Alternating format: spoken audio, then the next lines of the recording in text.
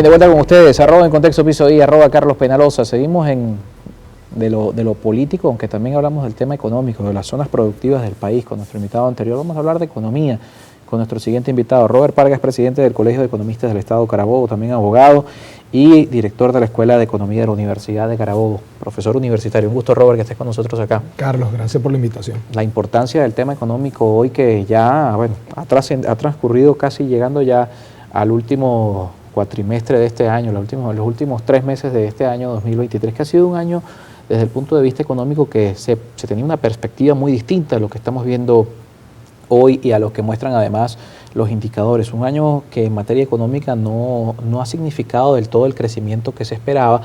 Es importante aclarar, si bien hoy todavía se mantiene la expectativa de que la economía venezolana va a crecer, ya algunos organismos han hecho sus correcciones. En un principio hablaron de un 5%, de un 7%, hoy algunos son más conservadores de que lo que resta de este 2023 la economía puede crecer, pero máximo un 2.5%, un 2%, ¿no?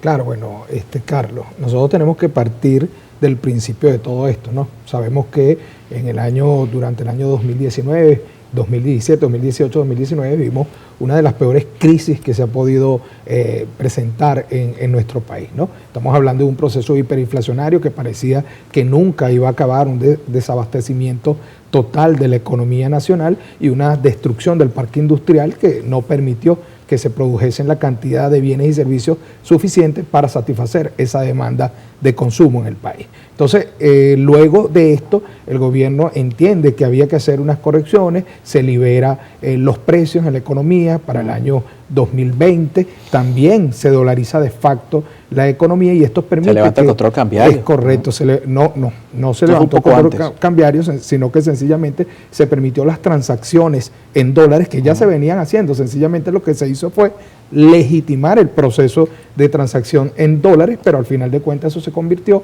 en una dolarización de facto que no es tal, porque es una dolarización solo en los procesos de comercio, de compras y ventas de bienes y servicios. No está dolarizado el sector financiero, no está dolarizado el sector institucional, aunque se quiera vender de esa manera. Todo el proceso de dolarización incluye otros mecanismos en los cuales se debe incorporar para poder llegar a ese punto y eso no se ha aplicado en Venezuela. Te decía que el caso es que nosotros vivimos un año 2021, un año 2022, donde se percibió una entrada de ingresos al país que permitió sentir que se estaba recuperando la economía. Al final de cuentas, todo esto se convirtió en una burbuja porque era una recuperación no tanto en las provincias del país, sino en las principales ciudades del país, donde unos pocos venezolanos podían acceder a ciertos bienes y servicios producto de una corriente de dólares, de una corriente de dinero que estaba ingresando en el país, que se estaba concentrando en esas grandes ciudades, donde hay más población, donde quienes estaban invirtiendo, es correcto, estaban colocando sus capitales, sus recursos allí, y eso permitió, que nosotros pudiéramos, a partir de un sistema de importaciones, porque si tú te das cuenta, Carlos, la mayoría de estos comercios que se estaban estableciendo eran comercios donde se expendían productos importados y los llamados bodegones. Los llamados bodegones, que por allí algunos entendidos lo calificaron de economía de bodegón, lo que estamos viviendo en Venezuela. Ciertamente las importaciones ayudan a dinamizar la economía y eso ocurrió en el año 2022 y permitió que nosotros llegáramos a un crecimiento del 17,73%, que fue lo que publicó como incremento en el Producto Interno Bruto el Banco Central de Venezuela. Pero era sostenible vivir de las importaciones. Para nosotros importar necesitamos divisas. Venezuela no produce divisas. Venezuela es un país monoproductor que a partir de la venta de petróleo es que le ingresa los dólares necesarios para poder inyectarlo en el sistema financiero nacional. Nosotros sabemos también que nuestra industria petrolera no está al 100%, hay unas sanciones que se ejercieron desde otros países del mundo que no le permiten a PDVSA, por ejemplo, poder hacer de forma eficiente la venta de su producto en esos mercados internacionales, incluso no le permite hacer concesiones con empresas para hacer la explotación. Me estoy refiriendo al año 2022. Entonces, esta limitación limita la entrada de divisas al país y asimismo limita también la importación de esos bienes y servicios al país. La única solución para nosotros poder tener una economía que pueda ser sana, que pueda crecer y crecer con estabilidad en el tiempo, es que se produzcan bienes y servicios. Pero eso pasa porque se recupere el parque industrial venezolano. Un parque industrial que no puede ser recuperado de la noche a la mañana. Hay una cuantiosa inversión que se debe hacer, y no solamente desde el punto de vista monetario, también desde la estructura institucional, para que estas inversiones tengan seguridad jurídica en función de que otros inversionistas tengan la intención, el interés de poder invertir en ellas. Esto genera que al final de cuentas, para el año 2023, nosotros implosionamos dentro de esa burbuja. Imagínate que nosotros terminamos el año 2022 con una inflación de 240% y en enero arrancamos con una inflación del 40%. O sea, se vislumbró que había una cantidad de dinero, de recursos que estaban inyectándose en la economía que no tenían ningún tipo de respaldo. Y teóricamente se sabe que el dinero, cuando no tiene respaldo, es altamente inflacionario. Esto generó entonces que en el mes de enero nosotros sintiéramos, los venezolanos, cuando arrancamos el año, como que todo estaba paralizado. Seguíamos en vacaciones decembrinas, las empresas tardaron en reactivarse, incluso en el mes de febrero, cuando la inflación bajó un poco, el mes de marzo, que llegó a ser de 6.3%, nosotros sentíamos que la economía se había ralentizado, que no terminaba de arrancar, y esto tenía que ver con el hecho de una contracción en el consumo. El venezolano comenzó a percibir que su salario, en este caso el salario real, no le permitía adquirir los bienes y servicios que pudo adquirir en el 2022. Claro, estaba perdiendo capacidad de compra producto de una inflación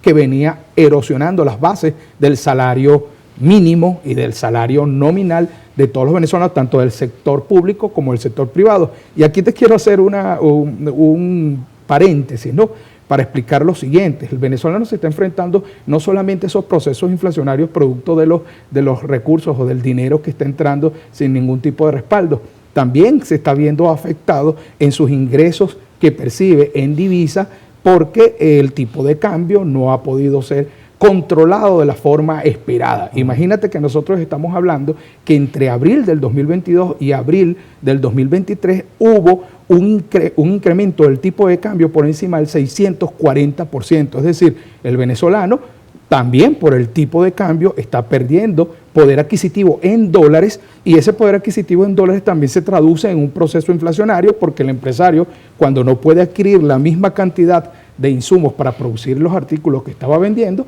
sencillamente incrementa el precio del producto para poder compensar esa pérdida en sus márgenes de rentabilidad. Hay también un tema que tiene que ver con la intervención del Banco Central, lo que tiene que ver con cómo esta situación de tipo de cambio afecta a la caja, el flujo de caja del Estado, ¿no? Claro, el Estado venezolano, para poder controlar el tipo de cambio, lograr la estabilidad del tipo de cambio, generó una cantidad de intervenciones cambiarias a partir del año 2019, donde en muchas ocasiones la hizo 100 millonarias, ¿no? Pero poco a poco hemos visto que ya ha dejado de hacer las 100 millonarias. Este año, en los últimos meses de este año, estamos hablando que se ha hecho intervenciones cambiarias entre 60 y 70 millones de dólares, y se lanzan unos piquitos de 5 millones como para complementar. Pero ya no se están haciendo aquellos topes que había hecho de 180 millones en meses anteriores, y sencillamente eso está vislumbrando que hay un problema de flujo de caja. Y ese problema de flujo de caja tiene que ver con la facturación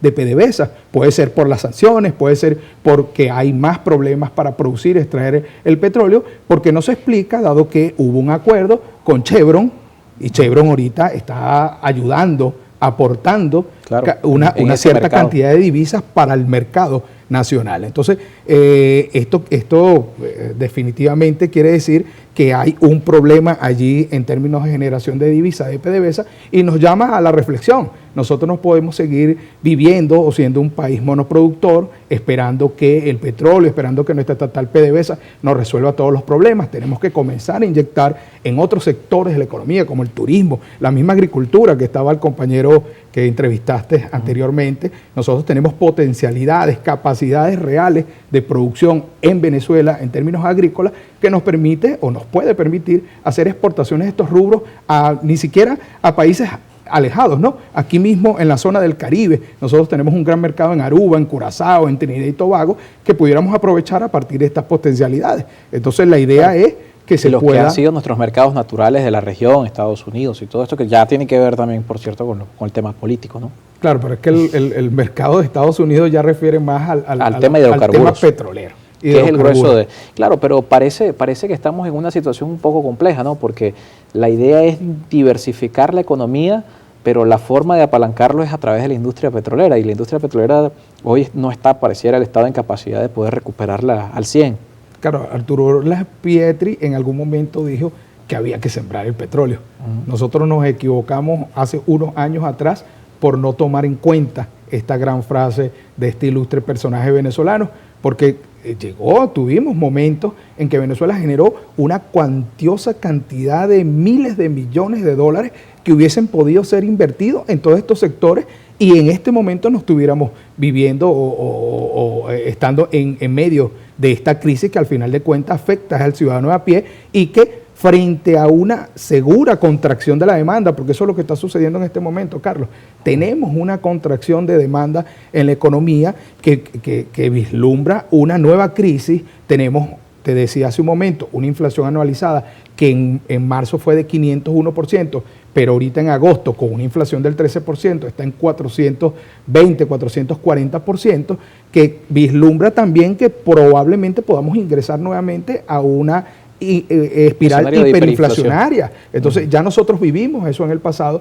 no podemos seguir cometiendo los mismos errores para estar nuevamente en esta situación. Y hay un tema ahí de base que hay que considerar. Todavía se sigue manteniendo los préstamos del Banco Central de Venezuela a nuestra estatal petrolera PDVSA, y sabemos que esos préstamos es de dinero sin respaldo también, es dinero altamente inflacionario, y eso pudiera explicar también toda esta situación de descontrol del proceso inflacionario que de alguna forma en el año 2022 se pudo mantener a raya. Ahora, la recuperación de ese poder adquisitivo, la recuperación de la capacidad de compra. Tenemos que el Estado, el sector privado del país ha hecho un esfuerzo importante. Lo vemos con el Observatorio Venezolano de Finanzas, que habla de un salario promedio en torno a los 100, los 150 dólares para el sector privado, pero una brecha muy importante con el tema del sector público. ¿Qué importancia tiene? Y por supuesto, si en la medida, además el Estado es el gran empleador hoy en Venezuela, de que el Estado pueda recuperar la capacidad de compra de su sector, ¿cómo eso puede impactar en la economía? Bueno, primero que todo hay que dejar claro que el salario en el sector privado se estancó. Ahorita no hay aumentos, Carlos, y tú lo sabes, y además de haber estado estancado, como lo dije hace un momento, la erosión que genera la volatilidad en el tipo de cambio le está generando una pérdida de poder adquisitivo. En el caso del sector público es mucho más deprimente, porque estamos hablando de un salario que en mayo no se aumentó, que está generando un alto costo social para el Estado, porque estamos hablando de personas que están subsistiendo con entre 3 y 3,8 dólares, que es lo que representa los 130 bolívares de salario mínimo, con 30 dólares de un bono de alimentación. Que no impacta de ninguna manera en ningún pasivo. Correcto, 40 dólares de un bono de guerra que elimina las incidencias salariales. O sea, yo te voy a dar un ejemplo rápido para que los que nos están viendo en este momento entiendan la situación de la eliminación de incidencias laborales. Robert Parga, profesor universitario de la Universidad de Carabobo, en el año 2022 recibió como bono vacacional 900 dólares al cambio en su momento. El bono vacacional de Robert Parga en el año 2023 es de 120 dólares. Vean la gran diferencia, más del 77% de pérdida en el bono vacacional, porque esa bonificación que se hizo sobre el salario generó una eliminación de el impacto, ¿no?, sobre los bonos salariales que da el Estado venezolano. Bien, profesor, muchísimas gracias por acompañarnos esta tarde. Bien complejo el tema salarial, ¿no? Parece una encrucijada difícil para el Estado venezolano, porque lo han dicho distintos voceros en algunos espacios, que no es un tema de que el Estado no quiera aumentar el salario, sino que esa complejidad del impacto que tiene por las incidencias y los pasivos laborales, ¿no? Claro. Que además impactan en el sector privado, porque todo lo que establezca el Ejecutivo como aumento de salario mínimo va a impactar también allí. No solo es la deuda del Estado sobre los pasivos laborales, que es un problema, sino también la incidencia inflacionaria que genera el hecho de que tuvieran que ajustar los salarios. Por eso es que digo, el costo social ha sido muy alto, porque se ha pretendido frenar la inflación a partir de no generar un aumento del salario, pero hay una inyección de recursos por la vía de la deuda de PDVSA con el Banco de Venezuela que está aumentando la inflación. Entonces hay que tomar en consideración eso, y también el hecho de que como estamos con una demanda contraída, hay que revisar lo del impuesto a las grandes transacciones financieras, porque es un impuesto confiscatorio que lo que hace es ralentizar también el consumo del ciudadano. Entonces hay que revisar eso.